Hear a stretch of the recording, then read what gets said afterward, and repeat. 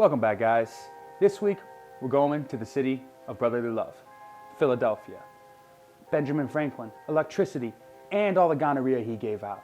Allen Iverson, the greatest shooting guard in NBA history. My opinion, we're talking about practice. And the Philly cheesesteak.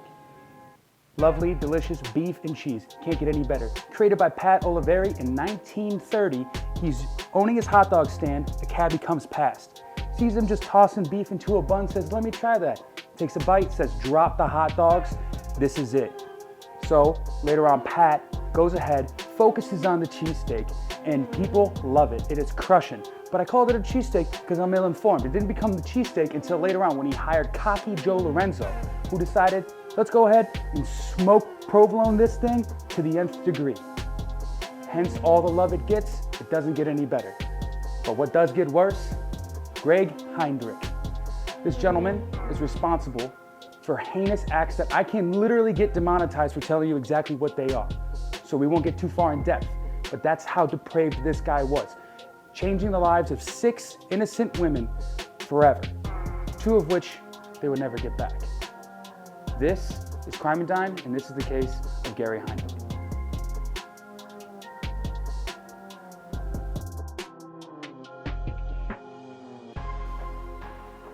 Starting off, we got to go back, November 22nd, 1943, Michael and Ellen Heidnik. Hell of a name. They go ahead and have a son by the name of Gary. Gary is the second son they had. They had another son named Terry. And 6 months after Gary's born, the family, they break up. It doesn't work out. Mom and Dad said, no, thank you. And so he goes and lives with his mother for the first 4 years of his life, him and his brother Terry. Well, something happens, and I believe it is some sort of mental health issue, which will definitely be a reoccurring, topic in this video. And he lives with his father after that.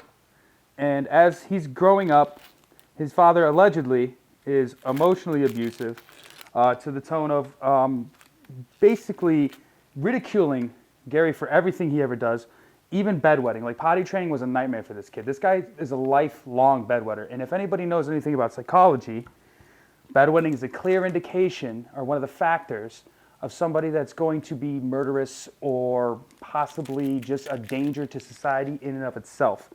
And as he's bedwetting and he's really struggling with this, instead of encouraging and trying to find ways around it and help his son, Michael allegedly would hang his dirty, nasty, pee-covered sheets out in front of everybody so that they could see and shame his son. And that really had a huge effect on Gary's ability to cope with some of the things that were wrong with him. And as he's getting older, you got to go to school. Well, he's at school and he's really disassociated. He's not trying to do the schoolwork. He's not trying to make friends. Actually, one of the students who knew him said one day she had asked him, "Hey, how'd you do on the homework? How you doing?" And he said she wasn't worthy of talking to him. And that's how disassociated he was from everybody. He just wanted to be by himself. And he also didn't want to do the work. It didn't interest him.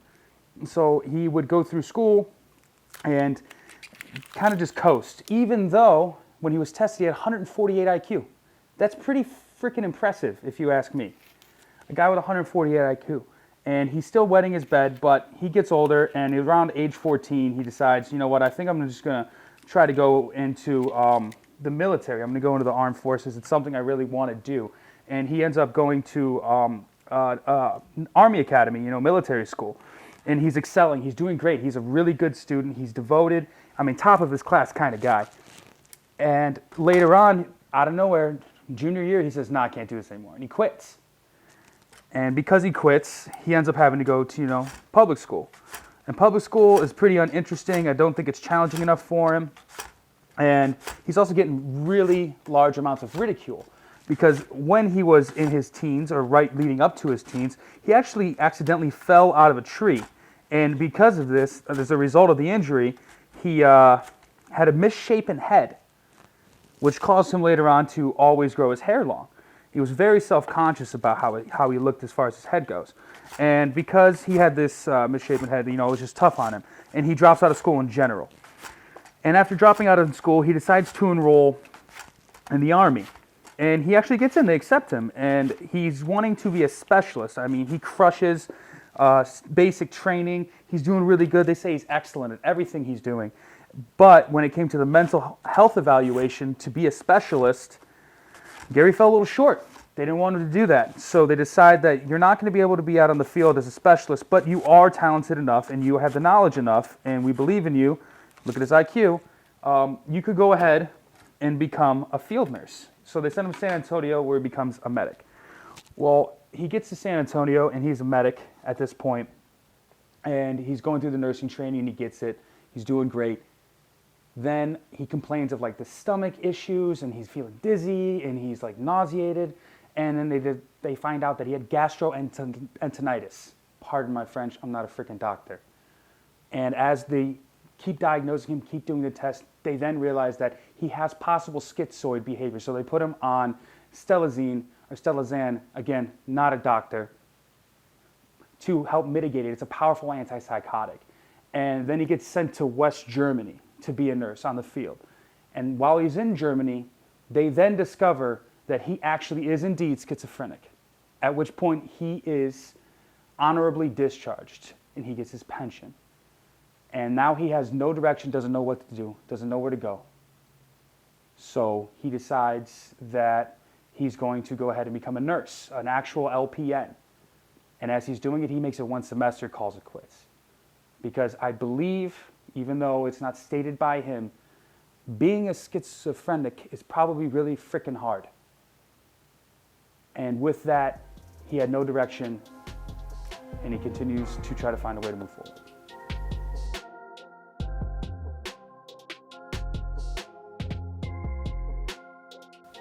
And seeing as like he ended up not being a nurse, he got to work at the Veterans Hospital and was fired for poor performance and just being flat out rude, disrespectful to people, not to mention he wasn't even showing up for work.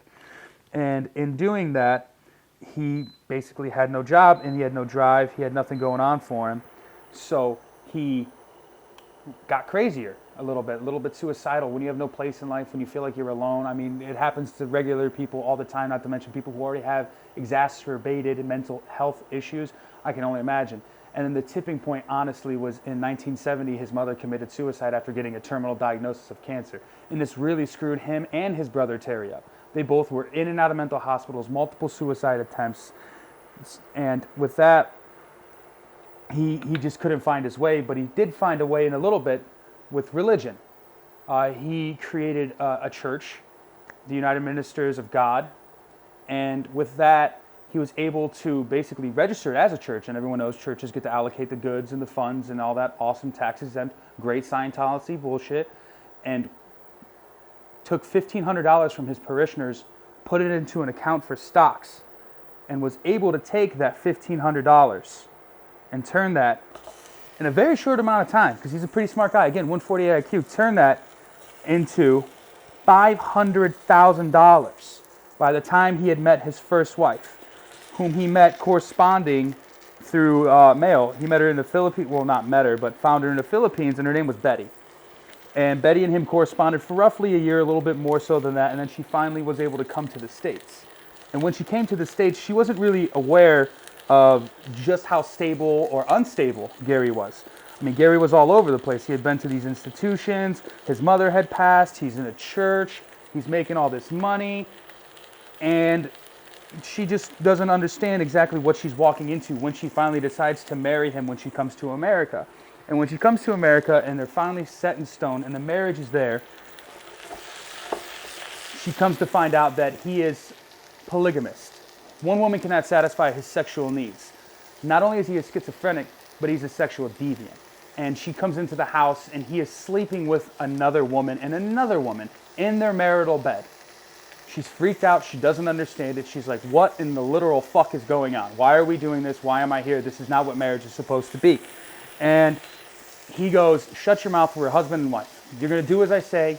That's what it is. And if she would ever go against him engaging in these sexual acts with other women, and this is literally all throughout their marriage, the short marriage, by the way, 2-year marriage, she goes, I can't handle it. I don't like it. He goes, I don't care. I'm the man. You're the woman. You're basically like, you're my toy, just like these other women are. And every time she would go combat him about his partners, he would beat her, he would assault her. I mean, brutally assault her at points in time. And he would make her watch as he was engaging in intercourse with other women. She was beaten down. Betty couldn't handle it. That's not what she signed up for. I mean, and at this point, she's also pregnant. And she's still being abused. He's still running around on her, basically saying, I don't care what you think, I don't care what you do, you're gonna fall in line, do as I say, and I'm gonna keep having my partners. One day, she decides that she's gonna go get groceries. He gives her permission, which is really fucked up. You don't need permission to get groceries if you're hungry. But gives her permission to go ahead and go to the grocery store. She goes solo. But when she goes solo, she just runs away. And she files with the police a protection order, and also they charge him with multiple counts of spousal abuse and assault, to which he is arrested. Furthermore, there's a lot more to be discovered because he has also been abusing other people. The police did not know that. He has a history of this violent sexual behavior, these multiple partners, things of that nature. I mean, he's passing around STDs like Oprah did G6s back in 2008. She gets out of there, thankfully, but she has a son with this guy, and then it all comes to a tipping point when she goes to approach him for child support.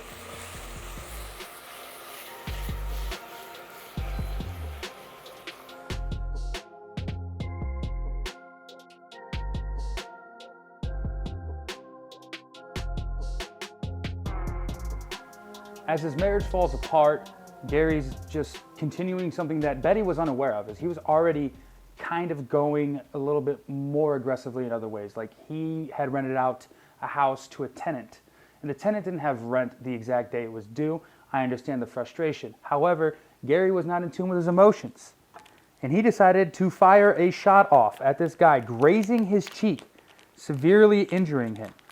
Well, I mean grazing, but still at the same time, it's kind of fucked up. And that was just one instance, and this is prior to Betty coming into the picture. And also prior to Betty coming into the picture, which could have been a higher indicator that, you know, she shouldn't have come, but she didn't know the information, is that Gary was in those mental institutions, and in those mental institutions he made friends. And actually at one point in time he had a girlfriend, and this girlfriend had a sister who was also in the institution but had permission by the institution to go ahead and let her sister out, like on a day pass. Go ahead, have some fun, don't be institutionalized the whole time. And when she did that, Gary proceeded to kidnap her, and when I say brutally assault, again, I told you earlier I can't say certain things that he had done. He brutally assaulted this girl, kidnapped her for multiple days. And in doing so, he, you know, got charged with that. And they just charged him with assaulting her, kidnapping. She's from that mental institution because she was mentally disabled. She was a little impaired. So it was very difficult for her to comprehend things. And because she trusted him, because that was her sister's boyfriend at one point in time, that's how that happened. The police charged him. He got sentenced to 7 years. He only did 3. And after this, he comes out, and this is around the time he meets Betty. And then Betty goes ahead and she says, I can't stand for this. This polygamy is nonsense. I will not do this. And with that, she leaves, and he's able to start hunting. And by hunting, he's looking for a family of a bunch of women he can have up to 10 children with, and he wants to raise them secularly in his home. So he goes around and he formulates his plan that he's going to get a black woman, and with her, he's going to start this family. One of these women that he first initially kidnapped was named Josephina Rivers. She's a younger woman in her 20s, and she's just out and about, walking around, doing a dang thing, and she needs a ride. She looks lost. He offers her a ride. He's actually got a very nice car. He's actually driving, because he's such a good investor, 148 IQ, a Rolls Royce, 1971. Now, granted, it's the 80s, but a Rolls Royce is a Rolls Royce is a Rolls Royce forever. This lady sees it. Josephina's like, okay, yeah, I could use a ride. Like, thank you for helping me. He takes her to the house that he owns, and he's got a weird lock. It's a two-way lock. So what he has done is he's cut a key in half, and he's left the top part of the key inside of the actual deadbolt, and then he keeps the bottom part of the key in his hand. So actually, he opens the door, and she goes in, and everything's weird. There's like pennies that are posted onto the wall, like he glued pennies to the wall in the hallways. He's got $1 and $5 bills glued all over the place. And he then takes her and down to the basement. This basement is very small, and she notices there's like this hole. There's a dugout hole, and there's a sheet of plywood board sit next to it, plywood, whatever you will. And she's very confused. Well, then he chains her up, and he proceeds to assault her. Brutally assault her in every way imaginable. We know how it is. After that, he doesn't let her go. You're staying with me, you're mine now. He's treating her like property, basically the way he was treating Betty, but like just didn't care about the consequences, was willing to do whatever it took, whatever he wanted to do. And later on decides that we need to keep this family like budding, we need to keep going. And he runs into another mentally handicapped person, someone who's a little bit at a detriment when it comes to rationalizing and understanding. And her name happens to be Sandra Lindsay, and she's in her early 20s as well. And nice car, nice guy. I mean, he seems pretty reasonable. So she agrees that she's going to go like take a ride with him. And I believe he picked her up some food and he picked her up some clothes. Takes her back to the house, takes her to the basement. Repeat of exactly what happened. Then after he does this, he always chains them up to the pole, or he'll go ahead and put them in the pit and he'll fold that wood over and he'll weigh it down with something so they can't get out. So it makes it very difficult. Well, now that there's two women down there, they decide to band together. They start screaming for help. They're trying to figure out any way, shape, form that they can actually get this, sorted out. And they're screaming and they're yelling and they're hollering, and it's almost to the point where the neighbors can hear it. So Gary decides to go downstairs and turn on the hardest rock station he can find on the radio and crank it full blast. And after a couple of weeks, the women kind of, it feels futile. They're demoralized. They don't understand how they're going to get out. And Gary brings home another woman by the name of Lisa Thomas. And again, just call it a repeat. Goes in there, does the same thing. And now he's working on basically having a harem of women that he can just use at his disposal whenever he wants to. At this point, he's got 3 women. None of them are getting pregnant. He's assaulting them daily and brutally, and disciplining them in crazy ways like electrocution, whippings, beatings, and if anyone speaks up or tries to defend another woman, they are accosted for it, they are penalized, so they all have to fall in line. It's very, just sadistic in those ways, and he has to be in complete and total control. Again, violating these women every single day. That's not enough. He goes and finds a woman by the name of Deborah Dudley. Deborah Dudley is in her 20s. Again, he's got a thing, and all these women are African American. That's where he's at, that's what he wants to do.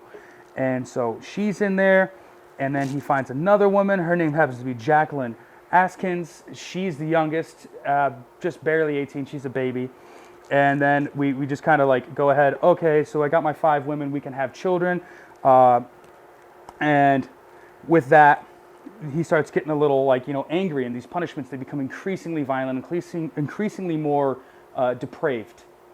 And one day, Sandra, she's acting up, and things are difficult, and he decides to just chain her up. He chains her up, he's whipping her, he's telling all the women, don't be like her, you're going to be in this situation. They're all mortified, they're not saying anything even though they want to. They desperately want to help this woman. I mean, again, she's mentally handicapped. It's very difficult for them to swallow that pill of feeling so helpless. I mean, they're half naked in a pit. No blankets, no clothes, anything like that. They're just so helpless at this point. And as she's sitting there and she's saying hey, this is very difficult, my arm hurts, I feel gross, and all these things. I mean, these women are not hygienic at all. They don't have any showers, no bathrooms, nothing properly. And Gary just doesn't care. He doesn't listen. And eventually, she succumbs to it. He's barely feeding them. They were surviving on bread and water every other day, and sometimes dog food. How fucked up is that? Dog food. And he keeps going about it this way, and she is slowly but surely just losing it. And by losing it, I mean her life. Eventually, she spikes a fever, she's malnourished, she cannot combat these things, her body is in no shape to fight, and she succumbs to this torture and the depravity of Gary. Gary then goes to check her pulse. He doesn't believe that. She's faking it, is what he tells all the other girls. But indeed, she is, deceased at this point. She has passed away. And because of that, he has nowhere to dispose of the body, and he goes upstairs, and you immediately hear power tools. Power tools indicating that he is breaking the body down. He severs the head. He removes the torso, he removes flesh from the arms. He's really trying everything he can do to get rid of this body that he has no place to do. I mean, he's in the middle of the city, it's Philadelphia, it's not easy to just dump stuff around. And the women are they're constantly hearing it, and they just know. Little did they know how far he would take it, because what he did with some of the flesh was actually that dog food we had just talked about earlier. He put some of her flesh in the dog food and fed it to the women he held captive, which is incredibly fucked up. There's no redemption. There's nothing there for you. You are one of the most vile, evil human beings on the goddamn planet. And these women, they finally discover it, and he stops feeding them, and he starts rewarding them, like, oh, she's gone, I feel really bad. So he serves them freaking ice cream of all things. And with her being gone, Josephine is now his favorite. And you have Deborah, who's like combative. Deborah is like, screw you, I'm not doing this, this is ridiculous, like, you're a piece of shit, fuck you, I won't do this, I won't do this, I won't do this. And Deborah goes up, he gets so fed up with Deborah, he takes her upstairs, and he shows her what he had done to Sandra. He opens a pot, and there inside is the skull. And he opens up the oven, and in a roasting pan is the rib cage. And the really unfortunate part about all this is as soon as he had started doing it, the neighbors had notified the police of a foul odor, a terrible stench, and they come in and check. Like, hey, dude, what is going on? People, like, your house smells horrific. It's disgusting. He goes, oh, I fell asleep. I left a roast in the oven and it burned. And the cops just go away. Like, don't go, hey, let me peep this roast. They're like, no, thank you. No roast beef for me. I'm not a Grinch. I'm not from Whoville. And so it's just sitting in there. These women, again, mortified, terrified. But he's down one woman. And so he asks Josephine, who happens to be his favorite, and like, now you got to come help me. You got to come help me lure in another girl. And they do. They get Agnes Adams. And she is now the final girl that will be abducted. And in getting Agnes, and he has Deborah, he has Josephina, and he also has Jacqueline. He's kind of set. He's just, assaulting them constantly, believing that they're actually pregnant. He believes Deborah is pregnant at one point in time. Turns out she's not. And she's also like definitively like argumentative, and she's always going against him, as I said before. And he thought that by showing her what happened to Sandra, she would calm that down. She would try to, not be so combative all the time. Well, it turns out she's got a lot of resolve. She's a fucking, she's a spitfire. This woman has all the intensity. She just can't stand this. And he goes ahead and he decides that we have to do a new form of torture. I'm going to fill up that pit that I put that board over that we were talking about earlier, where all the women slept half naked in, and I'm going to fill that up with water. I'm going to set you inside of it, along with 3 other women, aside from Josephina, and we are going to introduce an electrical wire with the insulation cut off, and we are going to shock you guys. That's the treatment you get for acting the way you've been acting. So the thing about that is Josephina being his favorite, being his right-hand man. I mean, she's sleeping in his bed now. She's been upgraded from the pit, and she's going into the bed. And he makes her grab the wire, force it down, and in doing so, she hits one of the chains that the women have being in the pit. That woman is Deborah, and it immediately electrocutes her. The current runs through the women. The other women are hurt. Deborah's dead. They have to dispose of the body, but prior to doing that, Gary tells Josephina that she has to sign this paper, date and time, and it is basically a confession saying that she partook in the torture and the murder of Deborah, and he's going to use it as dirt if she ever tries to get away. And with that, they have to go out, they take her body, they dump it into the woods, and he kind of just carries on as if nothing happens, brings back beds, brings back linens, and Chinese food to celebrate with the other women he's still holding captive. Real piece of work, that guy.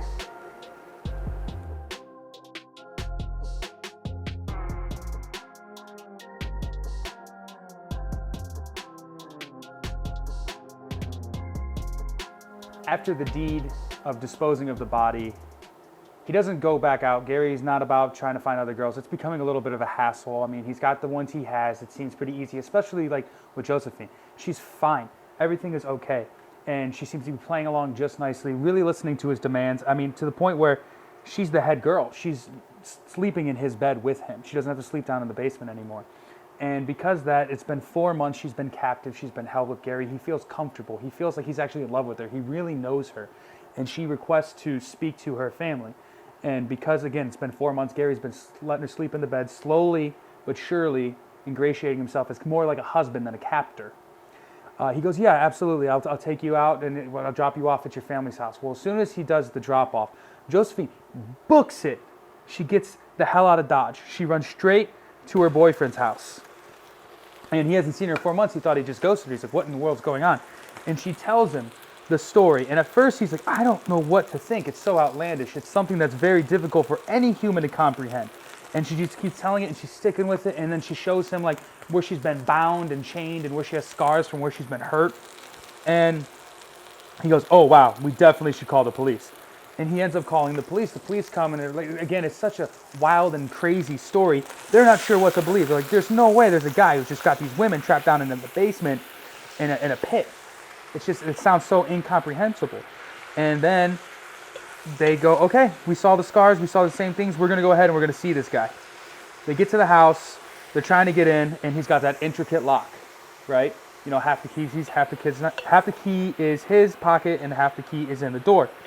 And the cops finally get the ability to just, you know, go away. They tail him. Gary leaves, actually. Gary leaves in his Rolls Royce, and they tail him. They get to him, and they see, like, he's like, oh, okay, is this about my child support payments? Because Betty wanted her child support from this, like, complete shit show of a marriage. And they're like, absolutely not. We have reason to believe, blah, blah, blah, blah, blah. This woman is coming forward. You're under arrest.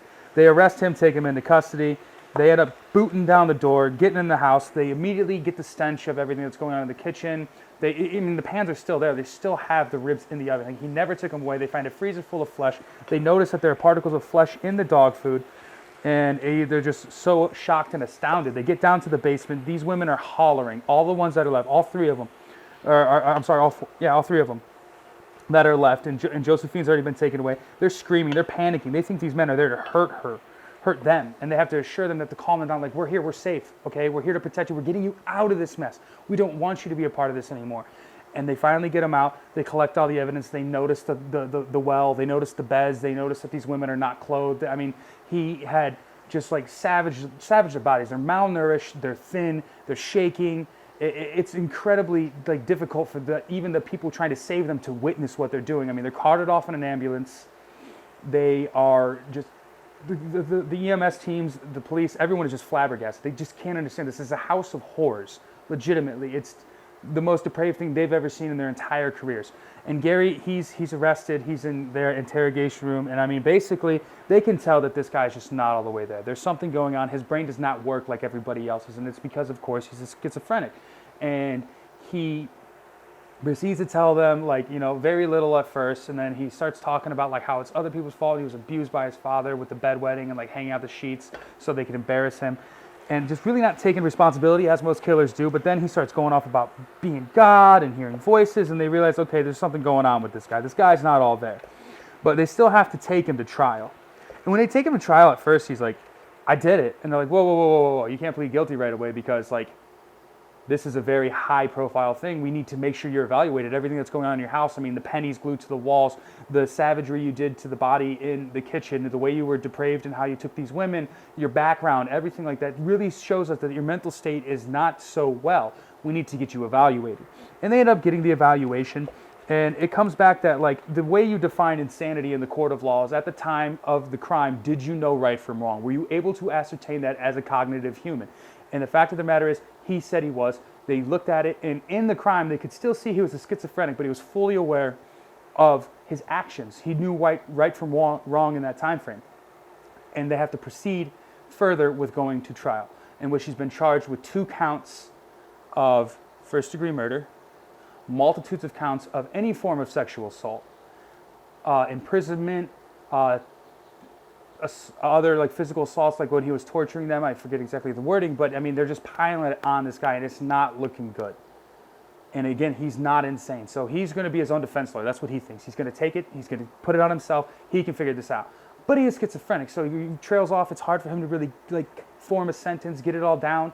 I mean, literally, it's like a squirrel on crack, just like freaking running circles all the way around himself. He has no idea what's going on in the way that he can defend himself. So they appoint him an attorney. His attorney is really trying to push for the fact that, like, hey, this guy's insane, and also Josephine over here, she contributed to the death of one of those people. And they're like, no, forget that. Like, I mean, the other women are testifying. They're saying this is not real. This is just, she was doing what she had to do to survive. She stood up for us. We stood up for each other. We were all chained up. Like, we were in this together.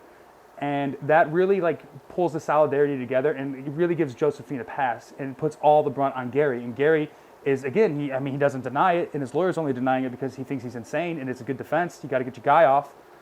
Well, the courts, you know, they go through all the proceedings. Again, he's sane, and we get to, eventually, a verdict. And that verdict is that your boy, Gary, or someone's boy, Gary, Michael, Terry, he's guilty. And we have to move on to sentencing.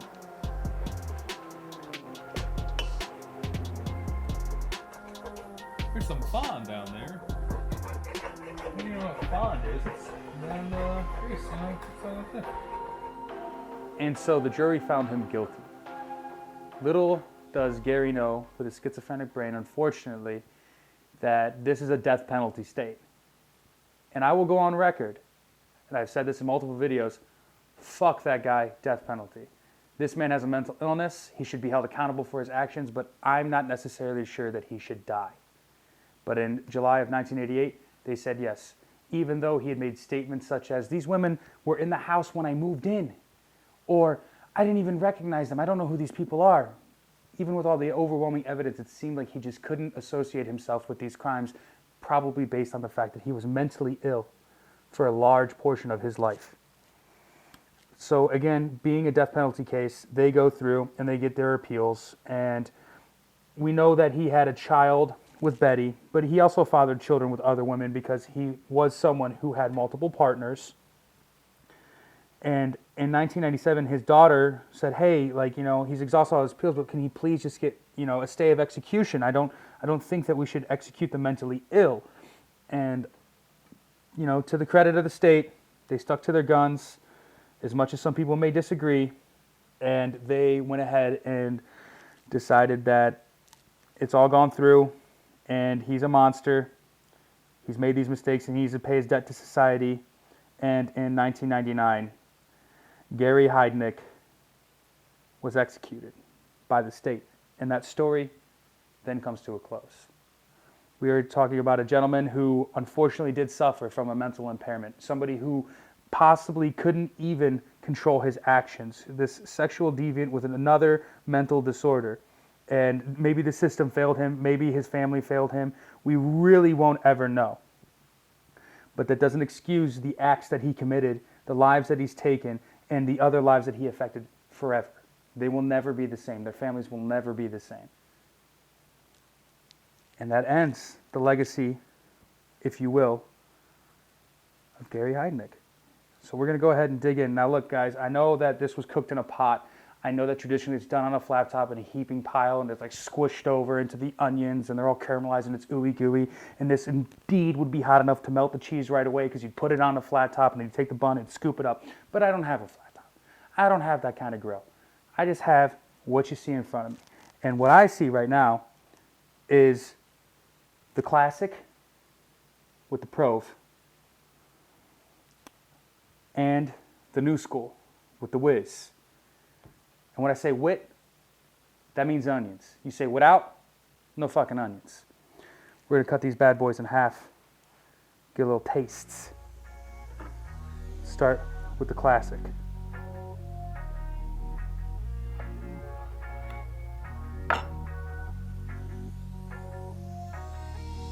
There we go, right there. Beautiful. And again, we left it on the burner a little extra, give it that crispiness that you would normally get, that char that you would get from a traditional flat top grill. We're just going to take one little bite here.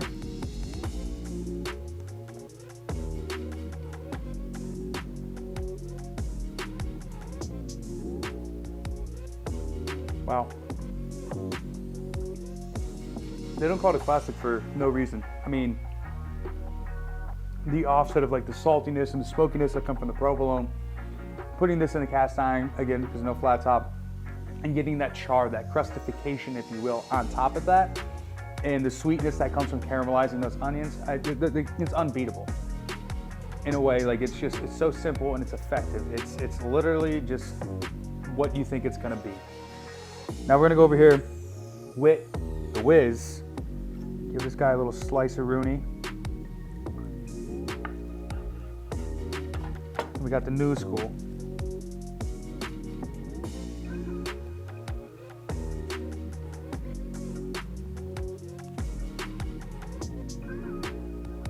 Okay. Again, it's just like this crazy feeling to me that the one with the whiz, it's like nostalgic. It tastes like mom's grilled cheese when she just had to rip out those individual singles and put them on a bread and put it in a pan. It's like that. And then again, everything I said about the original the crustification, and the sweetness from the onions.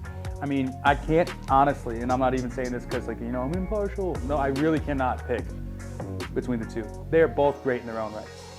So if you have the chance and you have the means, like, definitely make this. I mean, it's indulgent. Clearly, like, you shouldn't eat this every fucking day, but definitely eat it once or twice or 4 times a month. Wash it down with a nice beer.